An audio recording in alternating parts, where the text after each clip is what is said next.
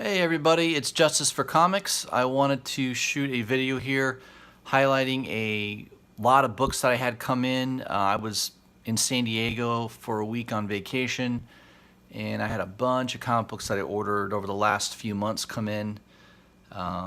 Still kind of going through a lot of them, so thought I would shoot a video on some of the ones and highlight some of the ones that you might find interesting that are out there, and kind of what my thoughts are on them. So this was one that I picked up. It was a store exclusive. I think it was IGC Comics. They had I think this was it's a Virgin variant, only out of 600. In fact, I think, yeah, here's a certificate of authenticity. So it's number 447 of 600 copies. Yeah, there you go, IG Comic Store. So it's a store exclusive. I saw this advertised. I'm on a lot of their mailing lists, a lot of the comic sites, and I mean, I'm kind of a sucker for a really, really good Delato cover, and this one is one of my favorite. I just love how he draws the Sandman and pouring, his face pouring out like that. It's just awesome. So yeah, I'm trying to slow down the variants, but this one I couldn't help. I just saw that and I was like, yeah, I gotta buy that one. And the Virgin cover, being a lower print run, yeah, I think there's a new character in that issue number 2 of Amazing Spider-Man, which is also Legacy number 803. So I thought that was worth picking up. And I also picked up another exclusive. This was a store exclusive. I can't remember the store on that, but it might be Unknown Comics. This is the Perillo cover. I think it's Lucio Perillo. He just does cover work, to my knowledge, and there's a Virgin of this in the trade dress. This is the trade dress version, and I like it way more than the Virgin. The Virgin doesn't have these bright green colors. It's more muted and darker. So I find this, in my opinion, this is a way better cover than the Virgin one. So most of the time the Virgin's better, right? Because it'll usually be the same exact cover. It just doesn't have all the lettering, and you get a pure, artwork piece with the Virgin and a lower print run. So this does have a higher print run, but I think it's a better cover. Just my opinion. So I love that one. So that's Amazing Spider-Man number 2, the Perillo variant, and that is, I think, the first appearance of whoever that new villain is. I don't know if he's got a name yet or not. I don't think that's revealed in this. I think maybe number 3 they reveal the name of that villain. So now we're going to go back and look at some old school stuff I picked up. I never had the first appearance of Nebula, so there was a rumor there for a little while that maybe she was Requiem. Obviously, the hatred she has for Thanos is seen in those movies. This is her first appearance, Avengers 257, and also I've got 260, which is the origin of Nebula, the story of her origin. And these copies, I bought a whole lot. I think it's like issue 255 all the way to like 265. It was like a 10 lot issue. And these were in the comic lot.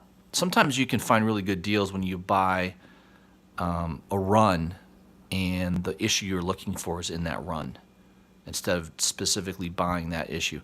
I paid less for buying this run than I would have just buying this particular comic, 257. I think it's going for like in near mint, very fine to near mint price. You can still buy this for $25-30, maybe $40 maximum. This one's in really good shape. I mean, I'm not going to say it's a 9.8 maybe, but it's pretty darn close. I mean, there's nothing wrong with this thing. No spine ticks. Perfect edges. That's what I look for in a really, really good comic. And especially in this 260, because it has that black border. It's a little harder to find this. I've been to several shops and I've seen this for $5 or $6, but they're in bad shape. They're usually got spine ticks all up and down. So to find this in like near mint 9.6 or 9.8 condition is pretty cool. So that one was a good find. I got a nice deal on that. Another book that's out that's getting a lot of attention right now because of Donny Cates, and Jim's Comics has highlighted this, is Doctor Strange number 44. Let me move some of these books out of the way.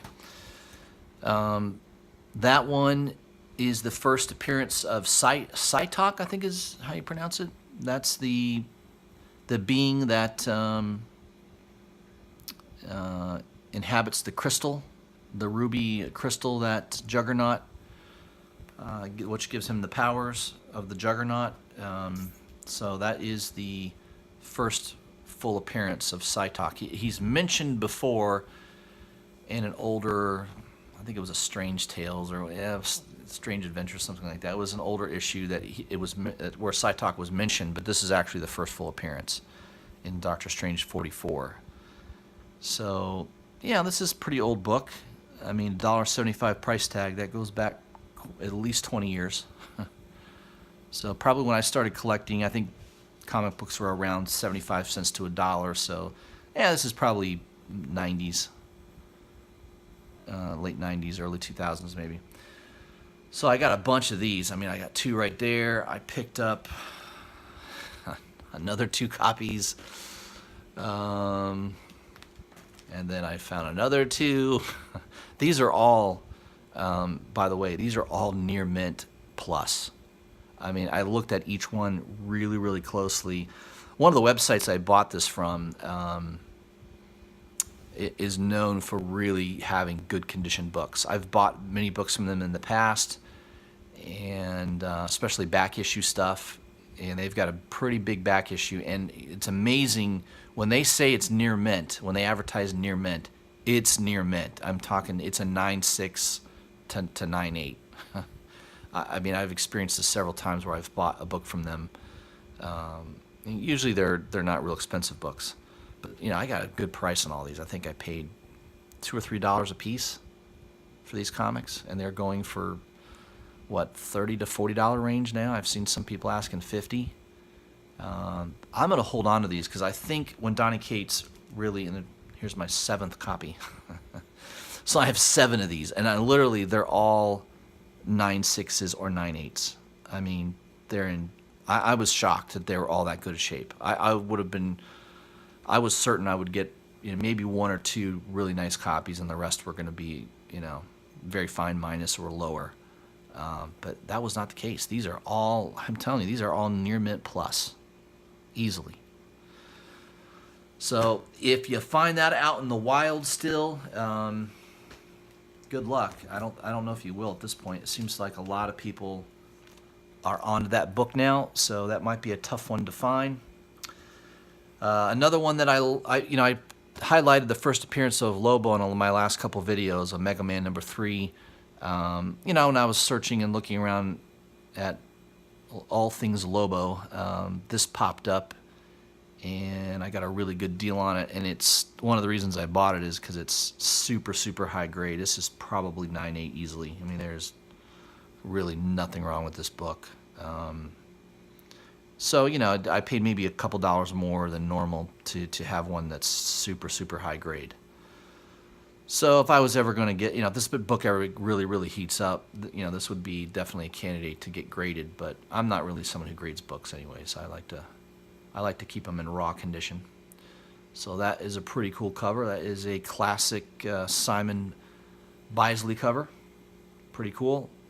A lot of people get him confused. He kind of looks, his style looks a little bit like Sam Keith's style, that particular style. Another one that's hot right now is Swamp Thing, and this is number 49. This is, I think, the first cameo appearance of the Justice League Dark, or it might be the first full appearance. This is the book everybody goes after, is number 49. Cool cover, and it's first appearance of the Dark Justice League, and then this number 50 is the continuation of that story. So a lot of people are seeking these 2 copies, 49 and 50 right now. There's also the annual number 2.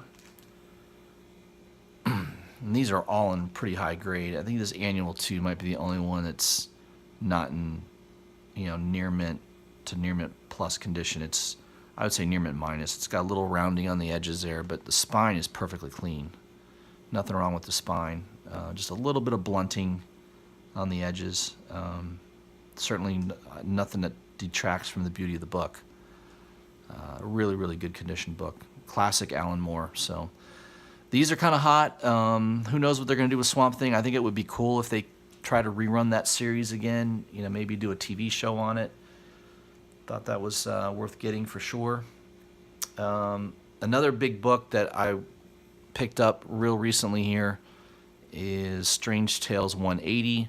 This is the first appearance of Gamora. And Gamora ends up being Requiem. Spoiler alert. If you've been following the Infinity Wars Marvel series that's just been out here for a month or so, we find out Requiem is actually Gamora. So this book is getting a little of attention. You know, when I bought it, I bought it probably about a week ago, a little over a week ago, and I noticed right after I bought it that the higher grade copies were selling pretty quickly, and this isn't, you know, this is no way, you know, 9.4, 9.2 or anything. I would say it was advertised from the eBay seller that it was an 8.0. I think it's better grade than that. I mean, the colors on this thing are fantastic. The spine is really, really nice. You know, maybe one little tiny color break right there. And really no major spine ticks at all on this thing. Edges are pretty good. A little bit of blunting on that corner there. A little bit of blunting on that corner. Corners aren't perfectly sharp, but man, it's a really, really good shape. You know, I would say if this book was pressed, there's maybe a little bit surface there. If this was pressed, this would easily be a 9.0. 8.5 for sure, but probably even a 9.0. And I got a really good deal, just a little over $100 for this book. And I think this is a great pickup. Can't go wrong with first appearances. And I think Gamora is going to be in a future movie with Thanos. You know, I don't think she's dead yet, even though they want you to think she is. I think she's going to come back somehow. We'll see. I don't know if she's in the next Guardians of the Galaxy movie or not, but there's a lot of controversy on that right now. Web of Spider-Man 118. This is another key book. First appearance of the Scarlet Spider, Spider-Man clone. This is definitely a book that's starting to heat up. When I bought this, there were only 3 or 4 copies, and they're usually in comic lots. So when I bought this one, I bought it with several other books. So it was 118 and 119. I think this is the first appearance of Kane. So it was 118, 119, and then it also came with Spider-Man 52, the clone story against Venom, and 53. So all these are really, really good grade. I was worried about 118 because when I was looking online, a lot of the copies, you know, people that were selling just 118, you know, they were asking more than what I paid for this comic lot. So that's why I kind of suggest if you're looking for a book, sometimes it's good to actually search by the comic lot of the title. And you try to buy a run, you can sometimes get a better deal. And with this one, man, this thing is in high grade. I mean, I don't know. If this is a 9.8, this is a big book. If this is 9.8, this is a $350 book, easy. So, you know, if I was looking to sell it and unload it, I definitely would probably want to get this graded. But I'm going to keep it. I don't really sell too many comic books too often, especially ones that are first appearances and key books. I want to keep them long term in my collection. So that is definitely a beauty. I love this book. Awesome. But my best, though, I think, is that Strange Tales 180. I just think that is a fantastic pickup. If you haven't bought that one, I would look for it if you can get a good deal on it, especially in higher grade. When I was out in San Diego, I went to some shops. You know, I came a week after Comic-Con. Although I don't see myself spending crazy money. I think the cost of a ticket to Comic-Con now is like $500. I don't know. I just can't see paying that kind. I'd rather take that money and go buy a nice Silver Age book in high grade. While I was out there, though, I went to one of the local shops, and yeah, they had a bunch of Middleton covers. I bought these for like basically cover price, maybe 50 cents over cover price. So I got Batgirl 19, 20. This is a pot book. This is a $20 book, and I got that for $4. So buying this book alone made up for all the others combined. I mean, this is a good book. I already have a couple copies of this, so don't mind having a third one for cover price, and that easily is a $20 book on eBay. So Middleton covers are pretty hot right now. I also picked up 21, which I didn't have that one, and 22. I actually got a couple copies of 22. I might sell a few of them on eBay just to use that money for something else. But it's interesting. I found several copies of these issue number 22, and I went on eBay, and there's like 3 copies for sale. So I don't know if these are short print runs or what it is, but people are not selling these Middleton covers very. I mean, they seem to be.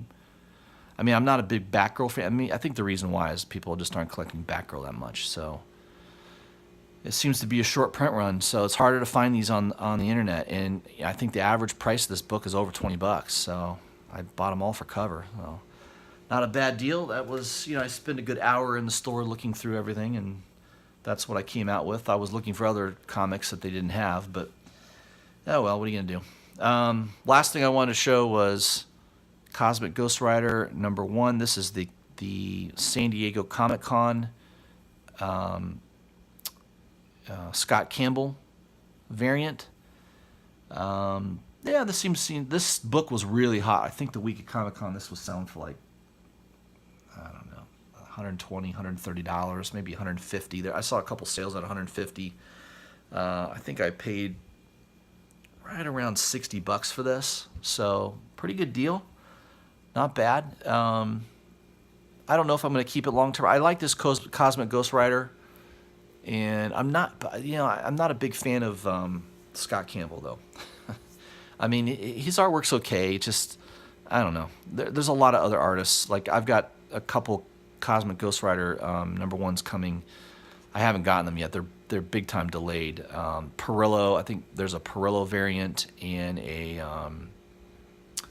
Mattina variant that I have. No, not Mattina. Delato. I think there's a Delato and a Perillo variant that I'm supposed to be getting. It was a store exclusive.